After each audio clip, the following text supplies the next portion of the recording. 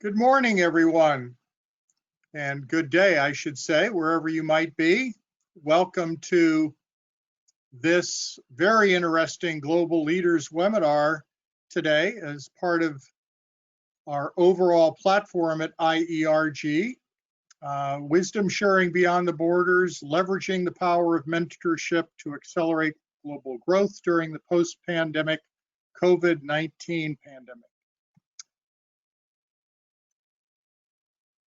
I'm your moderator today. My name is Hedley Lawson. I'm the Global Managing Partner at Aligned Growth Partners and have been a member of IERG for several years. To remind everybody, IERG is a unique global organization of internationalists with diverse experiences that enable its membership to connect, network, collaborate to identify opportunities, and learn from each other to accelerate commerce and to make the world a better place. In the webinar series, there's a forum provided for our members that brings in qualified experts in the continuously evolving thinking and action on matters relating to international business and cultural competency. And today's is one of those exceptional examples of that. Our speakers have an international stage to connect with all of us and to provide further exposure to their platform as a part of IERG. Just a reminder, there are other webinars and meetings coming up for the balance of August and September, and here is a calendar of those events, and Ruth kindly sends out reminders to each of you so that you can go ahead and register for those. And as you'll see, there's a variety of chapter meetings coming up, along with several webinars coming up in early September. Today's speaker is Dr. Ravishankar Gunlapalli. He's the founder and CEO of MentorCloud, a cloud-based mentoring platform for people within companies and professional communities to share and learn from one another. And I think that says it quite succinctly because it's an extraordinary platform, and I think you'll find it very interesting, very illuminating today. Ravi is a globally recognized thought leader on mentoring and learning and is the author of the book, The Art of Mentoring. His presentation, you'll learn that the world of free movement of wisdom, leveraging the power of technology and proven framework of mentorship, defining mentorship as a trusted human-to-human interaction. Ravi will share how such connections and sharing of wisdom and human values transcends geographical boundaries and will give hope and build resilience among people and catalyze rapid and sustainable economic growth globally. And I might also add the growth of individuals who use MentorCloud, both the mentors and the mentees. So with that, I will thank you and I will turn it over to Ravi.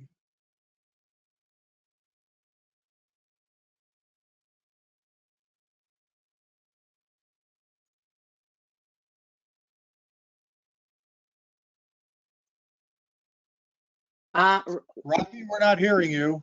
We're not hearing you, Ravi. Good morning and good evening to everyone. Hedley, thank you so much for your kind introduction.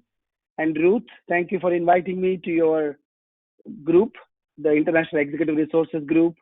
And it's really an honor to be speaking to all of you today. And I hope you can see my screen now. Perfectly. Awesome.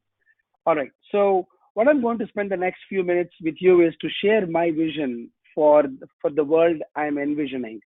I'm envisioning a world where there are no boundaries for wisdom. And I'll be speaking to you about that.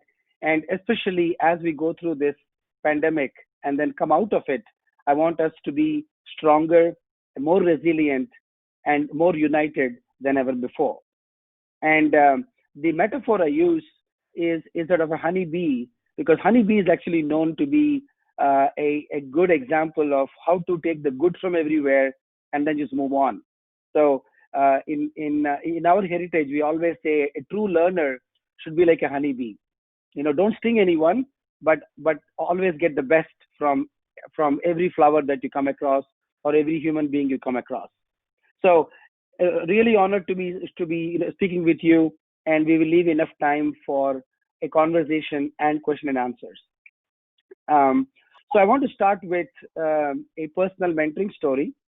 As someone who has now dedicated my life and my time and to really expand the possibilities for individuals around the world, I believe in the power of mentorship, and I've also written a book about it.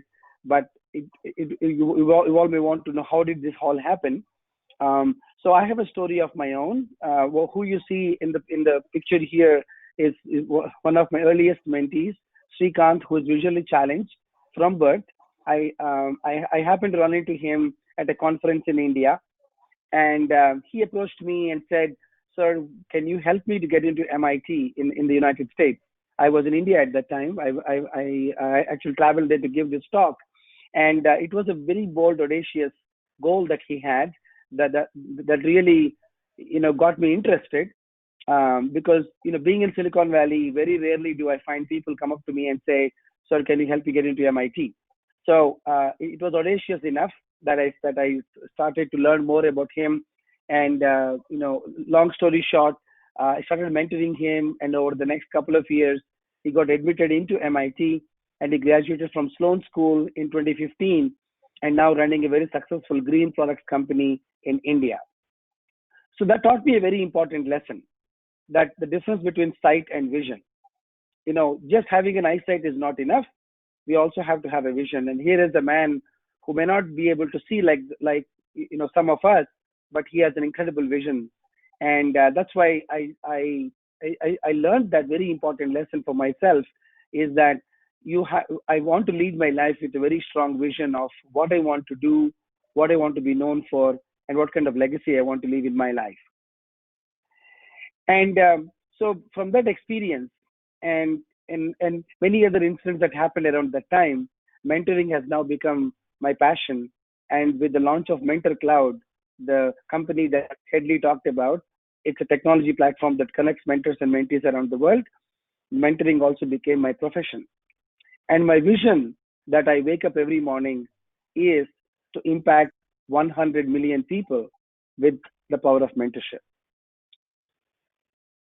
All right, how do I define mentorship? Now, I don't come from the human resources background. I have a background in fluid mechanics. I have a PhD from the University of Michigan, and then spent almost 12 years in automotive, high-tech, and aerospace and defense industries, looking at the supply chain of products. So without coming from the HR background, when I first started thinking about it, what was I doing as a mentor or in the role of a mentee? And I saw the mentorship is a sharing and learning interaction. So mentoring is sharing what you know with the people you care about. So it's not sharing on the social media without worrying about who is going to actually access that content. The mentoring is a relationship where you are sharing your knowledge with someone that you really care about, someone you like to see sort of develop and grow. On the other side, mentoring is also learning what you need to from the people you trust. Now, we all have things to learn, but mentorship is learning from those that you trust and admire and are willing to accept that insight and then take an action so that your own career or startup or life can get better. So I've defined mentorship in my book as a sharing and learning interaction. And I truly believe that all of our lives, our work, and our teams will be a lot more joyful. Our life will be a lot more meaningful when there is a mix of sharing and learning. That is why mentorship is a two-way street. Two individuals learning from each other, empowering one another, and at the end of the relationship, both people should be much better than when they started. So sharing and learning is what mentorship means to me. And today, everywhere I go or whenever I speak, I'm trying to inspire and motivate people so that any communities that they are in, they're actively sharing and learning to make everyone better. Now, if you look at how learning has evolved, one of the traditional ways of learning is what I call as a classroom learning. It is one size fits all. There's a professor, and then everyone else is sitting in the class and learning. I call it sort of the learning 1.0. If you look at the last 15, 20 years, just to scale that, we have seen arrival of online learning platforms, which I call learning 2.0. So you're sitting at home and you're watching these classes, from the convenience of your office space or home. But now the interesting thing is, in both these cases, there is no opportunity to build a strong relationship. Of course, when you're in school, you can know your professor or you can know your instructor. But when it comes to online learning, there's really no opportunity to really get a very personalized experience. So what I define as learning 3.0. Now, this is not new. I did not invent this. This is how we have developed as a human race, where we learn from each other. So I like to call it the learning 3.0, where we are learning from each other. And I define that as the human to human learning. If you recall from my description of the presentation, I said define mentorship as a human to human interaction. So how do we maximize this power of mentorship that brings people together, that they can share and learn from one another? Now, when you put the right people together, and that's where the magic is. Who has the wisdom that you're looking for, and who are the people in the world that could be impacted, that could benefit from this wisdom? Now, there are 4 key advantages from this human to human learning framework. Number 1, you have access to knowledge from somebody's direct experience. It's not what they learned. You're able to get knowledge from what they experienced. So the experiential knowledge is extremely powerful, and it may not be available in any written form. So the only way is to extract that experiential wisdom is through conversation, is through connecting people. So first advantage of power of human to human learning is access to knowledge from direct experience. And second, when I'm working with my mentor or when I'm working with my mentee, the conversation is very personalized, right? Which may not be possible when I'm watching a YouTube video, or which may not be possible when I'm sitting in a classroom, because the professor has to meet the needs of everybody in the classroom, and the video is basically done once, watched a million times. Whereas in a conversation, the situation is sort of personalized to what I'm looking for. When I'm reviewing my sales plan, when I'm trying to figure out how to raise my next series of funding, or how to apply for colleges, or how to get promoted in the next 2 years, and what should I be doing in my career, in all those situations, a conversation with an expert or a mentor is going to happen in the context of my situation. So that's the second advantage. And the third is there will be an opportunity for new possibilities to emerge. Now, when Heddy and I first met, we did not know about this webinar. We did not know about what we could do together, but it was a conversation. And conversations, lead to new possibilities. That wouldn't happen with a video, or may not happen in a classroom. But when you're working with a mentor, something new can happen. And that's where the mentor's horizons and the mentee's possibilities can both be expanded as a result of that.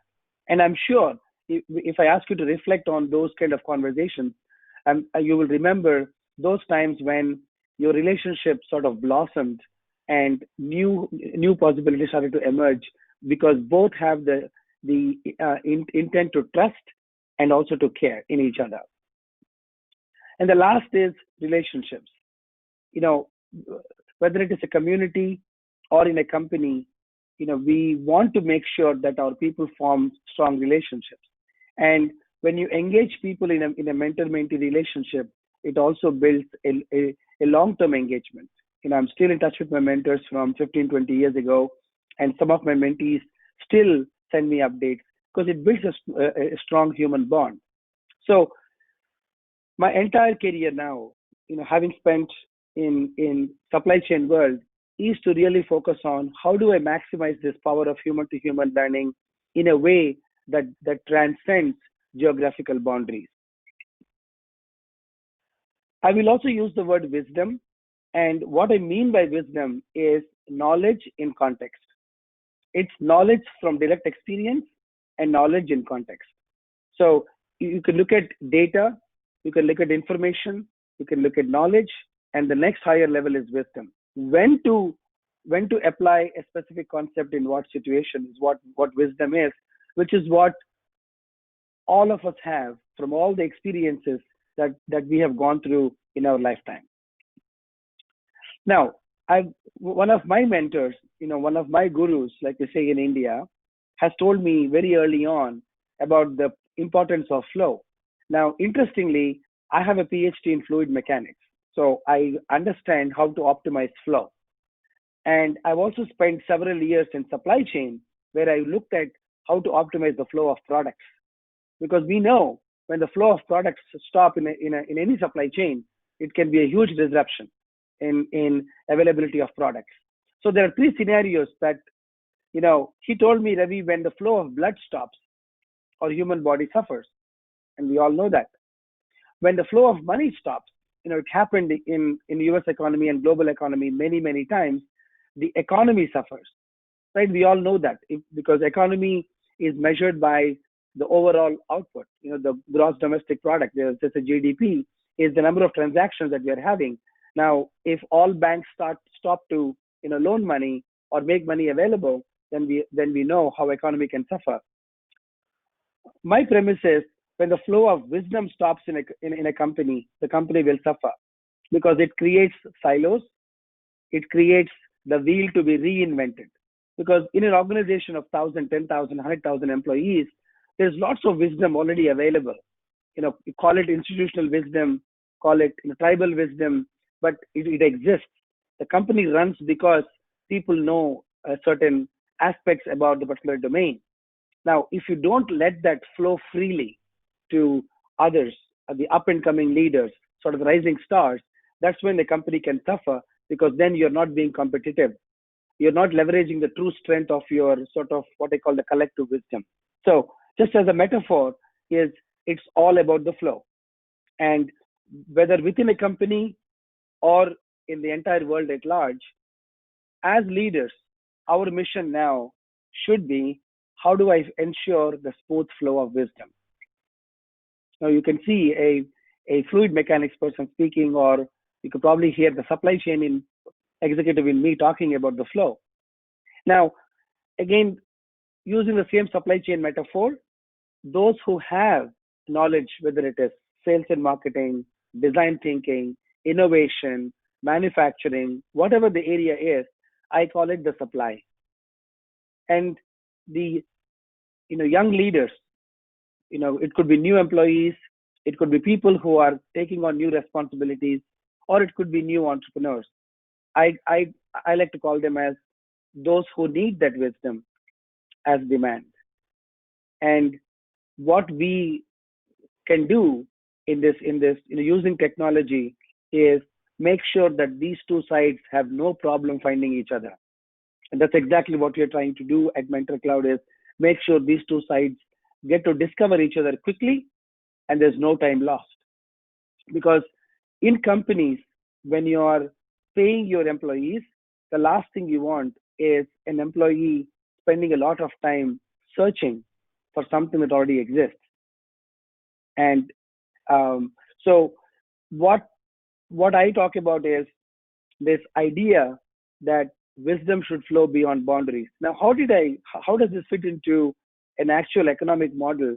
Is a few years ago, I stumbled upon this excellent project called Open Borders. It's called a disruptive idea. And I believe a world of free movement would be $78 trillion richer. Now, here's an interesting, I don't know how some of you can read it or not, I'm going to read it. A $100 bill is lying on the ground. An economist walks past it. A friend asks the economist, "Did you see the money there?" The economist replies, "I thought I saw something, but I must have imagined it. If there had been $100 on the ground, someone would have picked it up." Now here we have $78 trillion lying on the ground, so everybody thinks it's a fantasy.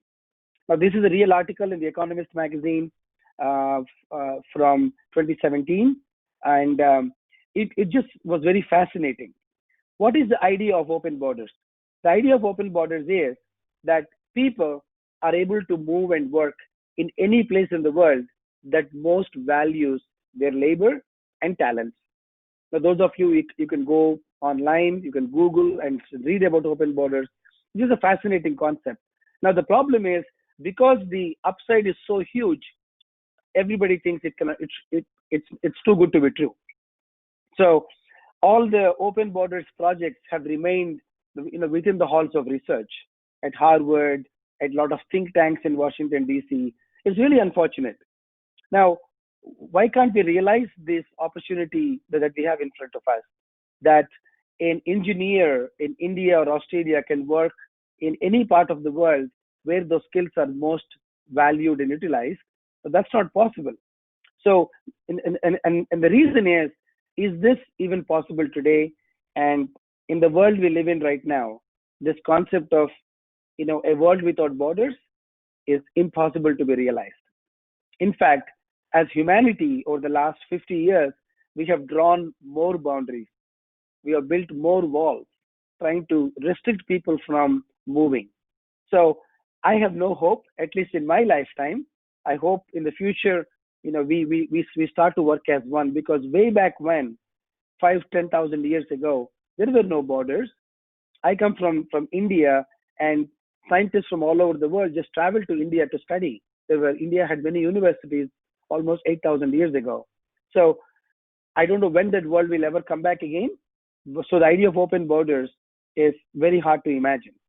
But I didn't want to, be the economist who just walks past it. I said, what about free movement for wisdom? Fine, people cannot travel anywhere because of the visas and passports and everything and all the politics that goes behind it. What if we create a free movement for wisdom? And if there is one key takeaway, this is what I want you to remember from this conversation today. That's my vision. What I mean by that, people are able to learn from any expert. In the open borders, it's about people are able to move and work, but people in my world, where I'm sort of prophesizing this idea of free movement for wisdom, people are able to learn from any experts in the world who are trustworthy. So we know that expertise is real and they can be trusted, and it is good for the world.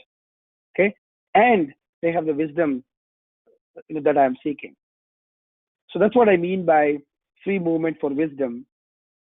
Is I have, for example, today a mentee in Nigeria, Ajuba, Nigeria. I've never been there. My mentee has never come to America, and I don't know if will ever that happen that we'll meet. However, I'm able to share with him how to form an advisory board, how to put a pitch deck together, and so many other entrepreneurial aspects. Similarly, I have a mentee in Cuba. Now, we all know all the geopolitical aspects around it, but still doesn't stop us from discussing entrepreneurship.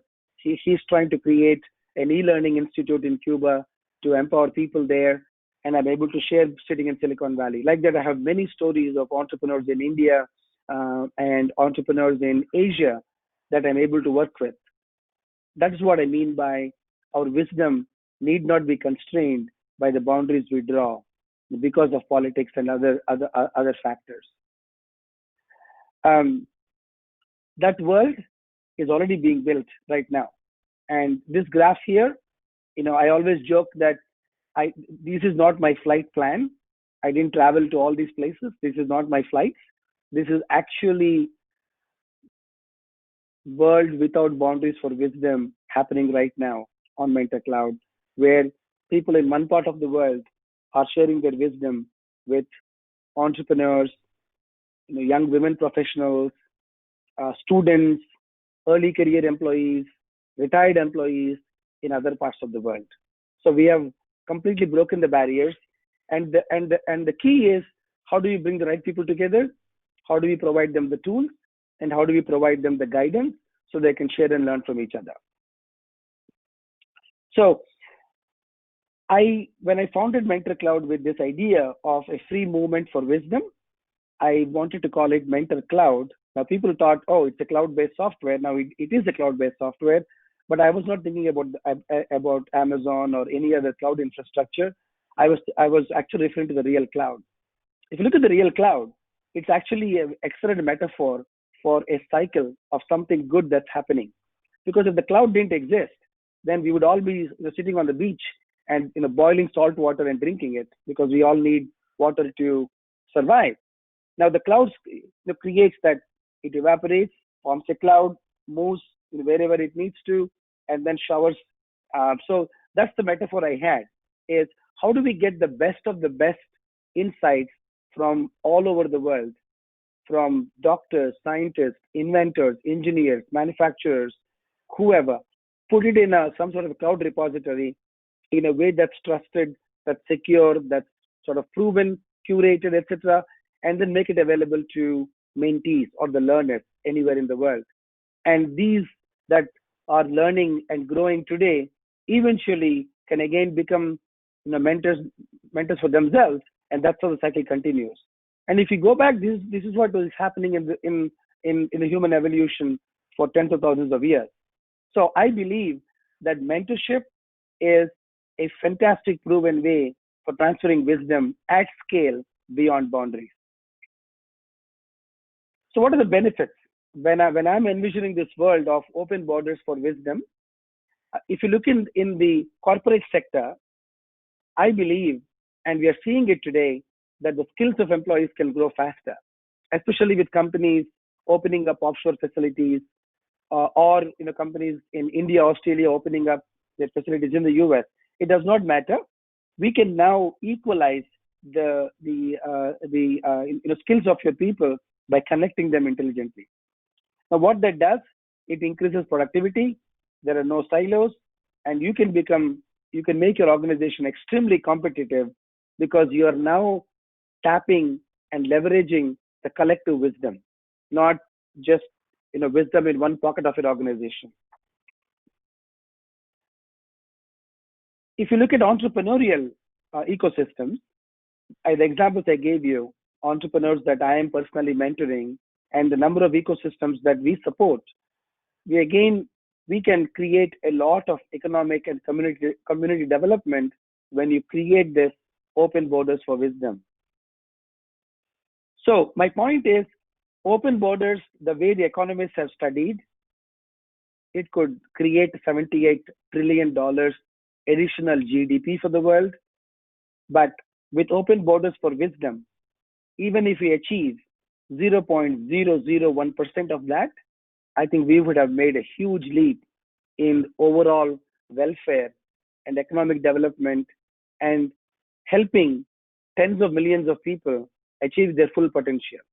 So 78 trillion is awesome, but we don't have to, even if we get a small percent of that with this open borders for wisdom idea, which already is underway, implemented, and growing every day, then I think that can be a huge impact in the world. So when I look at this human to human connection, I wanted to share a FAST framework that I talk about. Is fine. We all agree by now, in the last 20 minutes, you agree with me that human to human learning is important and it has value. We talked about it, but how do we implement within an organization to build resilience, especially in this pandemic situation? Because most people right now, there are a lot of statistics that are saying people are feeling lonely. It's not easy to be in your house for 4 or 5 months at a stretch with your family around you, and with just doing work from morning 7 o'clock till evening 7 o'clock.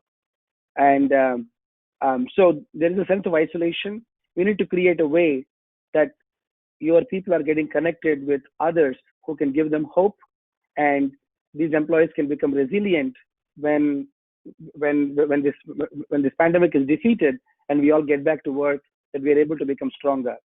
So this people-to-people connection, in my perspective, can happen in multiple ways. For example, I call it the fast start. So if you have new hires in your organization, you can connect them with certain type of people who can help them with onboarding and understanding of the culture. Then if you have rising stars, the people that show a lot of promise to become the future leaders, we can think of a fast forward kind of program. And I'll talk about value of each of this. And then when you have high potential, then you want to think about how do I fast track them to become the future leaders? And then how do I create a framework, what I call fast check? Now, when I say fast start, these are the people that have recently joined your organization, and how do I create return on investment by making the time to value as fast as possible. So how we invite the sort of mentors, experts into this particular program, and what kind of guidance you give them is very different when compared to fast forward. Here we are looking at skills development, we're looking at career development. So here we are looking at higher engagement, right? Because you don't want people to get bored because they're just sitting on one area of competence, but you can really engage them by expanding their own career opportunities within the organization. And then you have what I call the fast track. So these are high potential. These are the top 20-30% of your organization that are keeping everything intact, and the last thing you want is to lose them. So by providing visibility to senior executives, by offering coaching, perhaps with coaches from the outside, sometimes even mentors from the outside, you can give them more visibility, and the return on investment here is being able to retain them and not lose them to competition. And the last thing, which is my favorite, is more recently I've been thinking, why do I go to my mentor? Because I'm not going to a class, right? I'm not going to a professor to say, teach me everything you want. I need to know about, for example, online marketing. Because with the education that I have, with the experience that I have a sense of what online marketing is. I can watch a few YouTube videos. I can take some learning. I have a good sense of it. But when I do go to someone, I believe that a lot of times it's for a second opinion to understand, hey, this is what I'm thinking. What do you think? And I'm really looking forward for some very precise guidance from someone who has been there, done that. So mentorship is also in many situations, it is a situation of a second opinion, and this can increase productivity. Let's say I'm working on a very important proposal and I have all my pricing figured out, but I just want to talk to an expert and see, hey, does this make sense to you? Are there anything that I'm missing? Are there any blind spots? What am I doing? I'm getting some expert advice as well as an opinion about the path that I'm taking. So a FAST framework has been, very, I would say, welcomely received. When you work with organizations, when they say, yeah, human to human is fine. We believe it, Ravi. This is the right thing to do. Yes. How do I implement it? There is a rhythm to implement this in organizations to create rapid growth and also help people move from isolation to being inspired about what your organization is all about, and then being able to create impact. I call it the I3 phenomena: isolation to inspiration to impact, which is what we would like all our people to go through as we come out of the pandemic. So I truly believe that we need to inspire our people to share what they know. 50 years ago, people, whatever you knew, sort of, made you who you are at that time. You got your job because what you knew. And today it's about being known, sharing what you know, so that people know who you actually are. That's why the networks like LinkedIn have become so popular, because people want to, tell the world their background. And if you look at Medium and all the other platforms, so we need to inspire our people that their strength that they can become stronger in the organization, they can be more recognized, and they can be on track to become the future leaders when they can share what they know and create a pipeline of talent behind them. And we also need to motivate them because we don't know everything, so we also need to motivate them to pick up new skills and expand possibilities, because growth always happens at the edge. And by encouraging them to figure out what are one or two aspects that you can learn from somebody. Let's say if you're in finance, you talk to somebody in engineering. We have seen in some of our implementations that people that otherwise wouldn't have the opportunity to have a conversation are having a conversation. And that's what I mean by growth happening at the edge. Somebody in finance talking to somebody in marketing, not because there is a project that they are in, they're just having a conversation. And I highly encourage everyone on the call today that are watching, or even the recording later, is do a quick reflection every week as to, have you been in a conversation with someone that you don't work with on a regular basis? If you are not having such conversations, then you are majorly limiting new possibilities. And just talking to people that you're working with on a regular day with your own projects becomes very focused. But at least once a week, maybe once in 2 weeks, find someone on LinkedIn, find someone in your organization that you don't work with on a regular basis, and just experience the extemporaneous power, the power of what I call serendipitous conversation. And you see what possibilities sort of open up. You may learn about a new book, you may learn about a new movie, you may learn about a new TED Talk, or you may learn about a new opportunity. Nobody knows. In fact, my next book I'm writing is called Second Guessing. Most people limit their possibilities by second guessing. Using your past to make a plan for the future is not the smartest thing to do. But using other people's past, is really the smartest thing to do. That way you can avoid certain pitfalls. And of course, you'll have new obstacles, especially when you expand new possibilities, when you start something new, some of the new problem will arise. But at least you don't have to repeat the problems that other people have gone through. So in closing, inspire your people to share what they know, and motivate them to learn new skills and expand their possibilities. Now, what are you actually advising them or inspiring them? In fact, in my Art of Mentoring keynote, which is the whole new talk that I give, is how to be a mentor and how to find a mentor. And all of us should have these two individuals in our lives. That is how I started the talk by saying, sharing and learning is what makes our life joyful. There are some instances when we share and we feel good. It makes us feel sort of, I would say, meaningful, important. And somebody, told me once, Ravi, what mentoring means to me is growing fruit on other people's trees.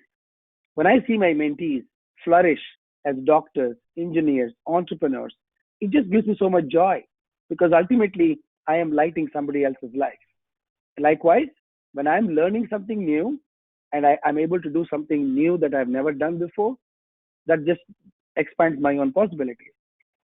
So I highly encourage all of you who are leaders in your organizations to catalyze this mentoring culture.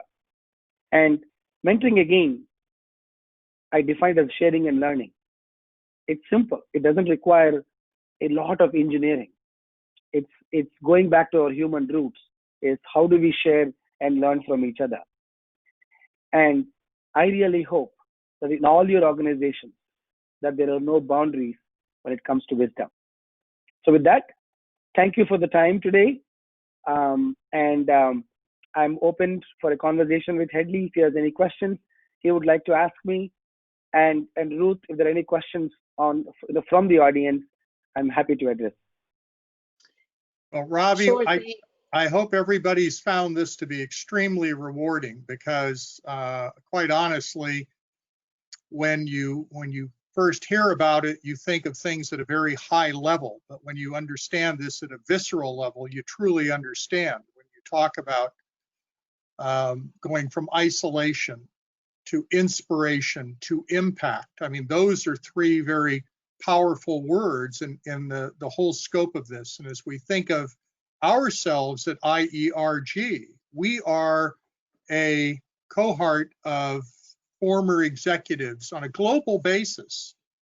You know, most everyone has spent considerable time in other countries and lived in other countries and so forth. And I always, when I've gone through this with you on several occasions and spoken to you, I think of different ways MentorCloud in particular could be utilized and what value it brings to organizations. And I think IERG would be one of those organizations that, in terms of the kinds of things that we can do through our many years of service, is to pass along our knowledge, know-how, expertise to others who are going up in the world today. What have you found, Ravi, to be organizations that have expressed to you the most interest so far? Especially in this pandemic, you know, more and more organizations are feeling that, you know, there is a need to bring people together, whether it is scientists working on a specific cure for example, COVID-19 pandemic, whether these are innovators that are all over the world but don't have a way to leverage each other's expertise. We are seeing the companies' desire to bring people together, especially when they're not together in the same building. You know, we live in a very virtual environment right now.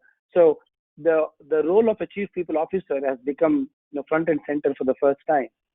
You know, normally it's a cost center, you know, it's about recruitment, it's about compliance, but now suddenly it becomes the core backbone of the organization, because you don't see your people regularly, and everybody is sitting in front of a computer. So it's a whole new challenge for companies to engage their people, to keep them connected to the company's mission, and make sure that they are also connected among themselves, to feel that unity, to feel that, you know, sense of community. And so we are seeing interest from you know, technology companies, hospitality companies, scientific sort of research companies, medical device companies. They're all, you know, banks. They're all thinking, how do we you know, provide a new meaning to our employees? We are doing one project in a European country where all the bank's employees and all the sort of their, you know, leading customers are now acting as mentors to mentor entrepreneurs in the country. We are doing one in Ecuador where employees are not only mentoring inside, but they're also mentoring in their community. So people are finding new ways to leverage this idea that by connecting, by sharing, everybody benefits. I think that's so true, especially when you think of individuals today. So many people are focused more on their particular silo or function.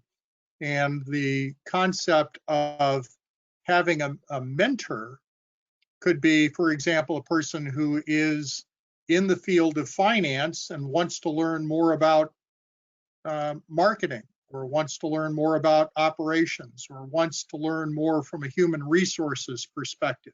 People in human resources seem today so narrowly focused on HR, getting their HR certificates, but having a mentor in one of the other areas of the executive suite to help them broaden their expertise and better prepare them to move up in the organization and take on executive leadership positions with knowledge and know-how to do so. So I see so many different applications for MentorCloud and the whole concept of mentors and mentees. Have we seen any questions so far, Ruth? Yes, we've got a question in from Dan, and it is this. Have you been able to derive any metrics to convince entities of the need to accelerate participation in mentoring? Yes, lots of anecdotes, lots of, you know, ROI. So when we work with customers, we do an extensive ROI analysis.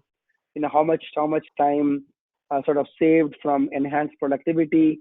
How are your attrition numbers changing because somebody feels more connected with the organization and very unlikely to leave? How are they become more productive? And also, you know, when you are working with experts internally, you don't have to spend time on external trainings. So there is a direct sort of savings of cost. So we see stories of direct ROI, sometimes 10 to 20 times the investment they make, and also a lot of personal stories. One of my favorites is we have a mentee in Egypt who never imagined that she will be able to learn from someone in Australia and someone in England. And she works for a very large, with 100,000 plus employees.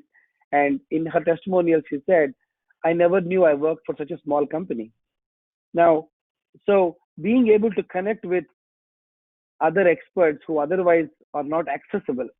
So this kind of thinking creates accessibility. Otherwise, it's very rare that I would go to an SVP and say, or senior vice president, or even my CXO, email them and say, I want to talk to you. Because you don't know if they're ready, if they're available. So the platform, what it does is it creates the conversation between two willing parties. I am here because I see value in sharing, and this is my availability. I'm here because I want to learn. So then we have to wait to match them. So by bringing the people who are willing, then we create an incredible amount of magic. People getting promoted, people seeing new possibilities, people changing their sort of main line, because sometimes what happens in companies is this so-called talent mobility. If the company doesn't encourage mobility internally, then what is the employee going to do? They're going to find a similar interest outside. So with this, we are finding that executives are able to find the future talent in a conversation, because otherwise they would just meet the people in their own group. So lots of anecdotes of personal sort of value creation, as well as value creation for the organization. Thank you. If anybody else has questions for Ravi, please type them into the question chat area and I'll read those out loud for you. And here we go. Here's another one from Craig. How do IERG members work with MentorCloud to generate income as individual mentors? Excellent. So we actually have a couple of platforms where, as mentors, as advisors, you can actually register on our community, and you can actually say, I'm available. I'm a financial expert, or I'm an expert in marketing, or whatever your skill is, and you can offer your time for free, or you can also offer your time for a particular fee, free versus fee, and then we have a community of founders who can say, oh, I would love to talk to you. They can book a session with you, and if it's a paid session, they can pay you, and some of whatever the mentee or the founder pays, a percentage of it goes to you directly, and a percentage goes towards the infrastructure. So we are launching such what we call a B2C platform, where your expertise can be unleashed, and we're also launching something in Australia, actually, where the executives are saying, I want to offer my time, but whatever income I make from this, I want to give it to a charity. So we're also creating this 3-party arrangement where an executive offers time, a mentee pays for the time and gets value.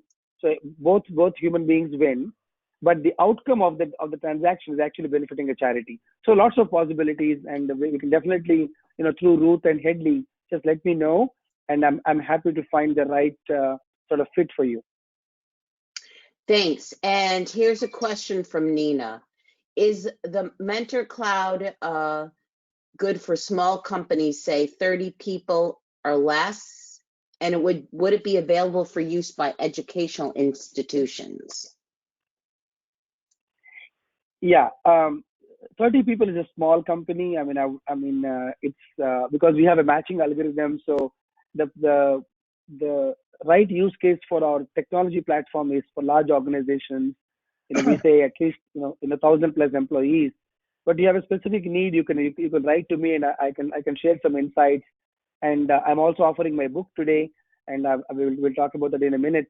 So definitely for 30, maybe it's too small because algorithm doesn't have enough data to match people. But if you're trying to automate certain tools, we can make something available, and so we can take that offline. It's too small for us. For the platform itself. And there may be other ways you can implement the same thought process without a full technology platform for such a small sort of population. To your second question, education institutions, some of our customers are universities and alumni networks, and even alumni network is such an untapped sort of repository for experiential knowledge, because at least in America, most universities, education institutions have looked at their alumni as what I call an ATM machine. I have some endowment drive going on. That's when they remember the alumni. Either some student calls you or they send you an envelope. And I have been preaching them saying, don't do that. Engage me for what I have learned in my career since leaving college and all the experience that I have, and invite me to be a mentor, to be a speaker, to be a guest lecturer, whatever it is. Engage me that way. And then obviously when there is a need, I'm happy to contribute. So we have such use cases where education institutions are tapping into the sort of the wisdom reserve of their alumni. Just one more example is we also have one university where the senior students are mentoring juniors, and then the juniors are mentoring freshmen. So there are instances where you can create this interaction in multiple ways to achieve a particular objective. Is it to increase the employability of your outgoing class when you engage them with an alumni, or do you want to increase the retention of your freshman class, because first year can be very, very challenging if you're coming from high school under the care of your parents and suddenly you are in a big campus. A lot of colleges see attrition, but this particular university said, I want to address it and I want to connect them with other mentors who are seniors so they can get help on how to select classes or how to deal with stress or how to make friends, how to join clubs, all of this.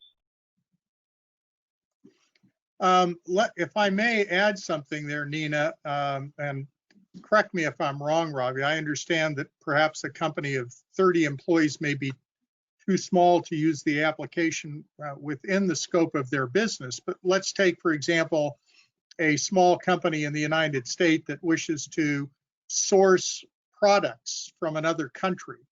And I think back to Jürgen Turner's virtual presentation about a month ago in terms of working with different cultures and the very simple things to some of the more complex.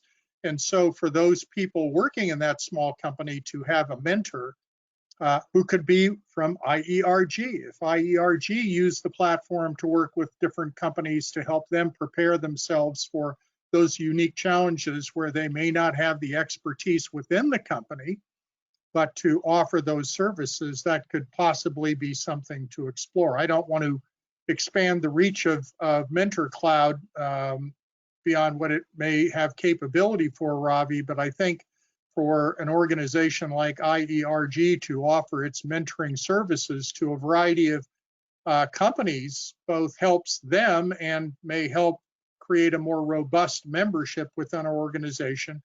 And those companies would be working with us through a revenue model where there would be some fee for the IERG members who were mentors to those people in other companies as well. So I would give some thought to that also.